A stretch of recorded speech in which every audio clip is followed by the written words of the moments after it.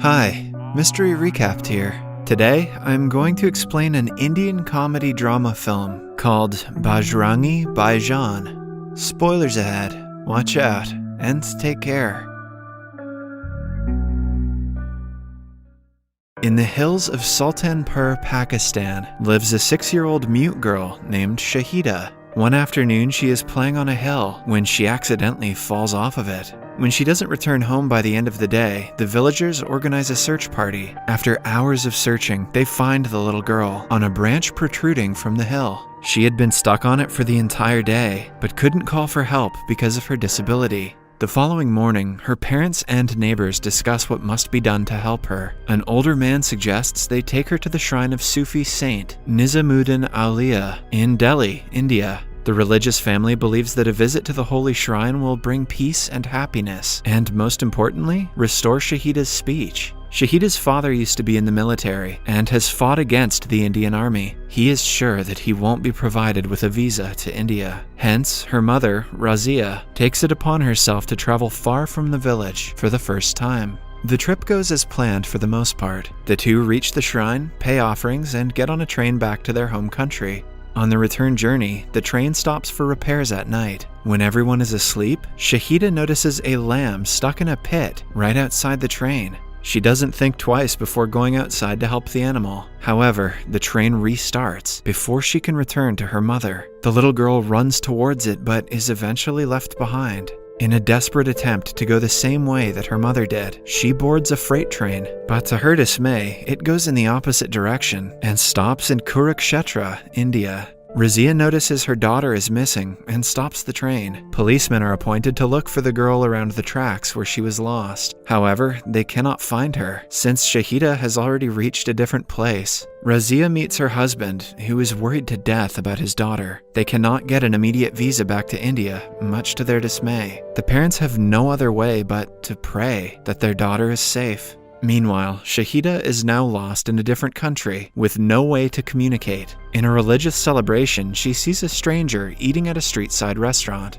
The stranger is the kind Pawan Kumar Chaturvedi, who invites her to have a meal with him. After a few minutes of trying to get her to talk, he realizes that she is mute and starts calling her Mani. A starving Mani finishes the food and follows Pawan around. Assuming that she was separated from her parents during the festival, he asks her to stay in front of a temple. Pawan is a devout Hindu Brahmin and an ardent devotee of Lord Hanuman. He believes that Lord Hanuman will take Mani home if she stays in front of his temple. When Mani still doesn't stop following him, he brings her to the police station, but since she cannot tell them any details about her parents, the police can only wait for someone to file a missing complaint. Don't these people have pen and paper? Until her parents are found, Mani needs a place to stay. Hence, Pawan takes her in. On the way to his home in Delhi, he tells Mani to call him Mama if she ever talks in the future. He also starts naming different Indian cities, asking her to nod if she knows what city her parents are in. All the passengers on the bus help him, but none of them name cities outside of India. As they talk, Pawan tells everyone how he came to Delhi for work. A flashback shows the time he was in high school. He was an average student who could never pass the final examination. All his friends cheated and went on with their lives, but Pawan refused to cheat or lie, being a true devotee of Lord Hanuman. Eventually, he passed on his 11th try and came to Delhi to look for work. He stayed with his father's friend, Pandi, a strict Hindu who refused to let the followers of any other religion enter his house. Pandi's daughter, Rasika, offered Pawan a job at the school she taught at and fell in love with his innocent persona. But being the strict father he is, Pandi asked Pawan to build his own house before marrying his daughter. Ever since then, Pawan and Rasika have been working hard to collect money. The two are bound to get married sometime next year. Everyone on the bus is impressed by his story. He and Mani reach his home, where Rasika receives them in the doorway. She is glad that Pawan is helping a little girl in need, but Pandi doesn't feel the same way. He is worried about the possibility that Mani belongs to a different religion. Pawan rationalizes that she is Hindu because of her fair skin color and persuades Pandi to let her stay for a month. Mani cries every day in the memory of her parents, even though Pawan and Rasika treat her like their own daughter. Since the entire family is vegetarian, and Mani is accustomed to eating meat with every meal, she hardly ever finishes her food. One day, Pawan and Rasika find her in a Muslim neighbor's home, devouring home-cooked chicken. Pawan brings her to a restaurant that evening and lets her eat whatever she likes, even though eating meat is against his religion. Money is very fond of the glittery bangles they sell on the street side. One day, while walking through a market, she innocently picks up a pack of bangles before being stopped by the vendor. Pawan makes her return it and takes her to the temple to apologize to God for stealing. As he teaches her to join her hands, Money sneaks into a mosque nearby. Pawan is hesitant to follow her inside, but he does it anyway. To his utter surprise, he sees her reading the Quran in front of a shrine. For a few minutes, he feels like she betrayed him because he would have never befriended a Muslim. But Rasika makes him realize that she is a human before she is a Muslim. She hates that her father discriminates against people because of their religion and wants Pawan to be different. Pawan understands and runs into the mosque to get money, but by now, she has already left. As he nervously looks for her, she runs to him and hugs him tightly. At that moment, he accepts her entirely, overcoming his irrational fear of going against his religion. That night is a cricket match between Pakistan and India. The entire family watches it on TV, cheering for India, except Money, who cheers when Pakistan scores. When the Pakistani team wins the game, she dances and kisses their flag through the TV. Pawan approaches her and asks if she is from Pakistan. After weeks of shaking her head to every Indian city, Money finally nods, yes. Pandy is furious. Being a Muslim was bad enough, but since the girl is from Pakistan, he can no longer allow her to stay at their home. Pawan promises to hand her to the Pakistani embassy the next day. However, the embassy worker cannot allow her a visa without a passport. In Money's case, they don't even know her real name, so a visa allotment is impossible. Moreover, a riot takes place in front of the embassy that closes all visa processing for a month. As a last resort, Pawan takes her to a travel agent at Pandy's suggestion. The agent promises to take the little girl to the other side of the border and asks for 1 lakh rupees. Pawan and Rakisa give up the funds they had collected for their house to help Money. The next day, Pawan reluctantly brings Money to the travel agent's office and leaves after a tearful farewell. On his way home, he notices a street vendor selling glittery bangles. He remembers that Money liked them and buys one for her. However, on returning to the travel agent's office, he finds out that he has been cheated. The agent has taken the little girl to a brothel and is about to sell her into prostitution. The otherwise composed Pawan loses his temper at the sight of the agent counting bills that he made from Money. He throws the man out of the window and brings Money home again. Pawan has made the decision to bring Money home himself. Although he has no connections or ideas about Pakistani villages, he packs his bag and makes his way to the border. A few miles away from it, they meet a secret agent named Ali, who illegally transports people to the other side through a tunnel. After listening to Money's story, he agrees to take them for free.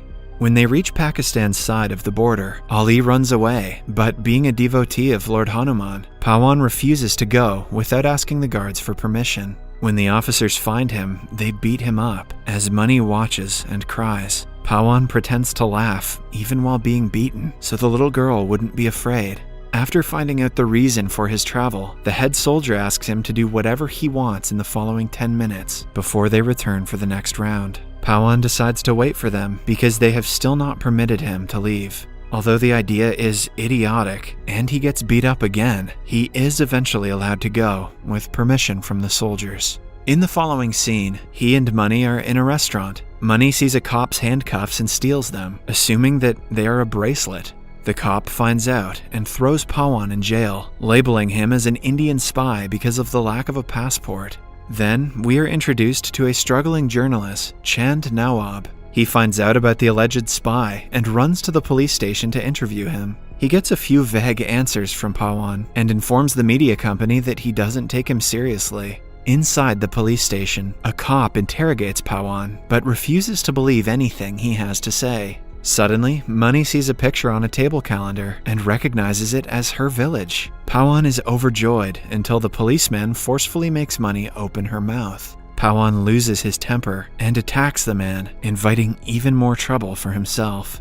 He manages to defeat the officers and run away from the police. Nawab sees him escaping and follows him. They board the bus, where Pawan shows the conductor their destination and also tells him Money's story. After finding out he is actually a good person, Nawab and the rest of the travelers decide to help him. They hide him and money on top of the bus when the police come looking for them. At night, Nawab, Pawan, and Money stay at a mosque. A religious scholar named Azad also helps them and hides them from the policeman searching the entire city for the alleged spy.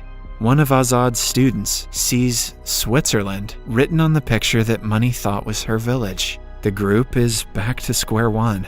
After that, Azad dresses up Pawan and Nawab in a burqa and manages to send them outside the city without the police noticing.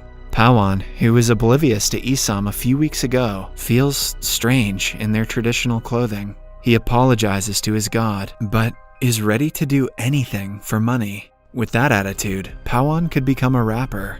For the next few days, Pawan and Nawab take Money to several different places, asking people if they know her. Nawab documents their journey and everything about Money and Pawan's relationship. He tries selling the documentary to news channels, but they refuse to air it, claiming that it is boring. They have to find another way to spread the news so that people on the internet can help. One day, they go to a famous mosque where they find policemen looking for them. Nawab realizes that his cameraman friend is being used by the police to gather information about their whereabouts. The trio immediately runs away from the holy place and gives the cameraman false information to distract the police. Following that, the group is reviewing the footage from their time at the mosque when Money recognizes her mother in one of the clips. They see her getting into a specific bus and go to that bus driver the very next day. Upon inquiring, he names all the villages that come on his daily route. One of them is Sultanpur, which Money confirms is her home. Nawab and Pawan hug, having finally found their destination.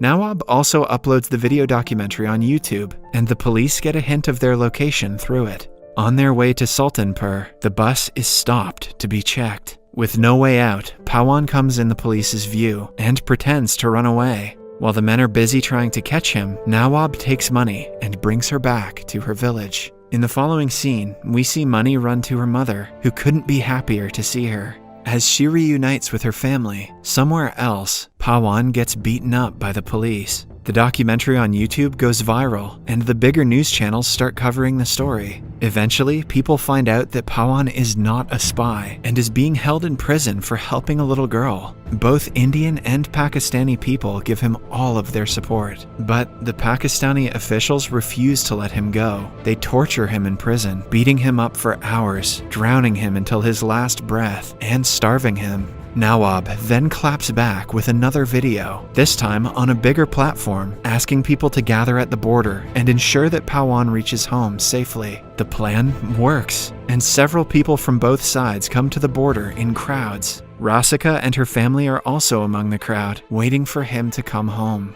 Eventually, the officials have to back down. The crowd erupts, chanting Pawan's name as he crosses the border. Then, we see Money among the crowd, waving her hands but unable to call him. All of a sudden, she shouts Mama, the name Pawan wanted her to call him when they first met.